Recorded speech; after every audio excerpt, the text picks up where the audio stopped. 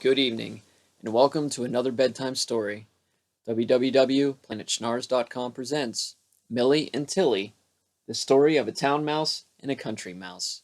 Narrated by Darth Dracul. Thanks for tuning in. Enjoy. Tilly was a mouse who lived in the country. She was every bit a country mouse, from the tops of her ears to the tip of her tail.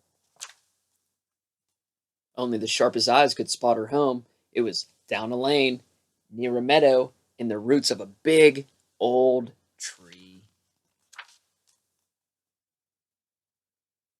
Tilly was poor, but she worked hard to make her house comfortable. Each room was as neat as a pin and furnished with everything a simple mouse could want: a table, some chairs, and a soft little bed with a quilt she had sewn stitch by stitch.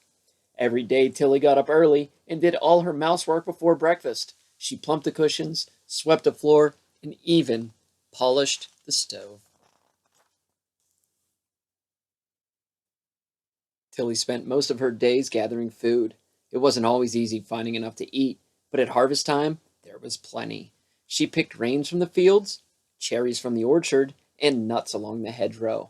And because she was a sensible mouse, Tilly filled her pantry with all these good things and stored them up for winter. One sunny morning, Tilly was out collecting acorns when she bumped into the mail mouse. He had a letter for her. It said, "Dear Tilly, I'm coming to see you today. I've never been to the country before, so it will be a big adventure. Love, Millie."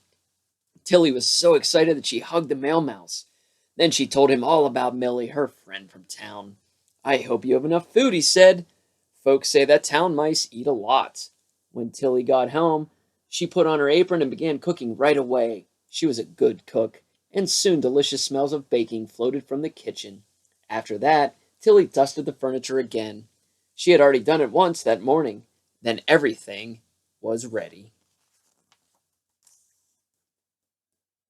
Waiting was hard. Soon Tilly began to worry. What would they do all day? Millie had often written about her life in town. It sounded much more exciting than country life. "I hope she won't be bored," thought Tilly. The clock ticked away. 1 hour, 2 hours. Meanwhile, Tilly kept peeping out the window every few minutes. What if Millie had gotten lost? Finally, as the clock struck 6, she heard a knock at the door, and there was her friend on the doorstep. They kissed noses. "At last," Tilly squeaked. "I thought you'd never get here." "I would have arrived sooner," explained Millie, "but a kindly snail carried my bags, and it's taken us all day long."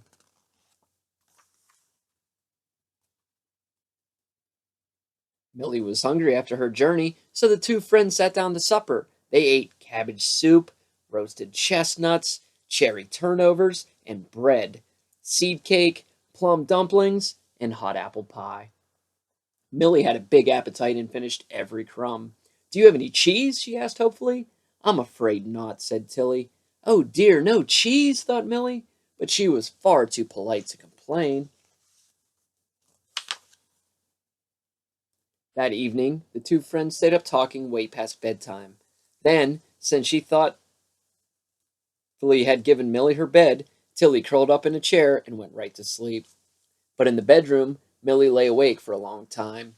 Nighttime in the country was so quiet that she couldn't sleep a wink, and at dawn, when she was fast asleep, the birds woke her up with their singing. After breakfast, the two friends went to the meadow to pick flowers. Tilly planned to show Millie how to make summer nectar. "We'll need lots of buttercups and a bunch of daisies," she said. While they were busy, a bee came along. It buzzed all around Millie's head. Bzzz, bzzz. Millie had never seen a bee before. "Go away," she squealed and ran. On a different day, they went walking near the farm. Suddenly, a sheep put its head through the fence and went, "Bah!" It frightened Millie all to pieces.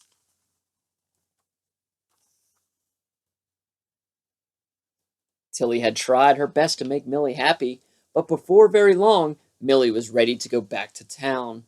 "Come with me," she said. "I live in a big house. We'll have scrumptious meals every day. You'll love it." Tilly had always wanted to see where Millie lived, so she put on her very best hat and agreed to go to town. They walked through fields and over hills. The sun went down and the moon came up. At last, the friends reached town. They scurried along a busy street until Millie stopped outside a hole. "In here," she whispered, disappearing into the wall. Tilly followed. It was all so strange that she felt quite nervous. Millie led the way along a hall. The carpeting tickled Tilly's feet. Then they scampered down a winding staircase, down around, and down again to a room at the very bottom. And there, in a corner, stood a dollhouse. It had painted windows, a roof, and two chimneys, and a front door with a real bell. "We're home," said Millie. "Won't you step inside?" Millie showed Tilly all around her house. There were lots of rooms, and each one was beautifully furnished. The green room was for sitting in, and the red room was for dining. The blue room was for afternoon tea. Tilly peeped into the kitchen. It was full of wonderful things: tiny pots, pans, spoons, and dishes. Everything a mouse cook might want. And best of all was a shiny new stove, the latest in town, with knobs that turned on and off. Then they went upstairs. "This is your room, Tilly," said Millie. "I hope you like it." The bedspread was primrose yellow, with curtains to match, tied with tassels and bows. "Oh," Tilly sighed, "how lovely." There was a feather bed with lacy pillows, a dressing table, and a footstool. The wallpaper was covered with daisies that reminded Tilly of home. She peered into every nook and cupboard, her nose twitching with delight. "Time to eat," Millie said. "My tummy is grumbling." Tilly supposed they would go to the kitchen, but Millie laughed. "Oh, I don't cook at all," she said. "There's always food ready at the big house." So the two friends scampered out of the dollhouse in search of some supper. Up the stairs they went, and into the big kitchen. "Here, give me your paw," said Millie, as they clambered up a shelf in the pantry. Tilly gasped to see so much food. There were chocolate cupcakes, cinnamon buns, crusty pies, nutty cookies, jars of jelly, a tray of tarts, and enormous chunks of cheese. "Dig in," said Millie. "Eat as much as you like." But before they could nibble anything, a cat came along, jumped on a chair, and sprang! The two mice leaped for their lives. They scuttled along the baseboard with the cat just a whisker behind. "Help! Help!" squealed Tilly, running like the wind. "Faster!" squeaked Millie, racing down a passageway. The cat pounced and chased them all the way back to the dollhouse, but he couldn't get in. Once they were safe inside, Millie tried to comfort her friend. "You mustn't mind that old cat," she said. "He often tries to catch me, but I am far too quick for him." "Cat and mouse games are not for me," said Tilly, sniffling. She had begun to cry. "At least in the country I enjoy my meals in peace." Millie had to agree, but she said, "I risk getting caught every day, but town life suits me best." So the next morning when the cat was napping, the two friends said goodbye. "Right soon," said Tilly. "I will," said Millie. "We'll always stay friends." Then Tilly ran all the way back to the country, made some hot chocolate, and settled down in her favorite chair to think about her adventures. Thank you so much for tuning in again tonight. PlanetSchnars.com. Have a good night, sweet dreams. Thank you. We'll see you next time.